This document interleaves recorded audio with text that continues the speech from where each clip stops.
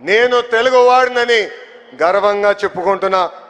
ఆ గర్వం మనకు అందజేసిన గొప్ప వ్యక్తి అమరజీవి పొట్టి శ్రీరాములు గారు. ఆయన ప్రాణ త్యాగమే మన రాష్ట్రం.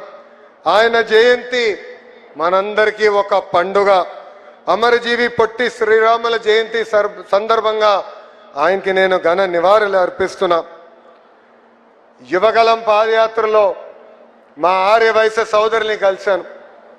వాళ్ళు ఎదుర్కొంటున్న సమస్యలు నేను తెలుసుకున్నా. దాంట్లో అనేక సమస్యలు మేము పరిష్కరించాం. ఇంకా చేయాల్సిన కొన్ని పనులు మా ఉన్నాయి. కానీ ఆనాడు నేను మిమ్మల్ని గెలిచినప్పుడు ఒక హామీ ఇచ్చా. అమరావతిలోనే పొట్టి శ్రీరాములు గారి విగ్రహం ఏర్పాటు చేస్తా అని చెప్పాను. అతి తక్కువ సమయంలో ఈరోజు ప్రభుత్వం ఆ హామీని నిలబెట్టుకుంటాం జరిగింది. ఈ స్టాచ్యూ ఆఫ్ సాక్రిఫైస్ 58 అడుగులు, అమరజీవి ఆమర నిరాహార దీక్ష 58 రోజులు చేశారు. ఆంధ్ర రాష్ట్రం ఏర్పాటు కోసం ఆయన త్యాగం మనకు ప్రతిరోజు గుర్తు పెట్టుకునే విధంగా ఈరోజు ఈ విగ్రహం ఏర్పడింది. మనం ఒకరోజు ఉపవాసం చేయాలంటే ఇబ్బంది పడతాం.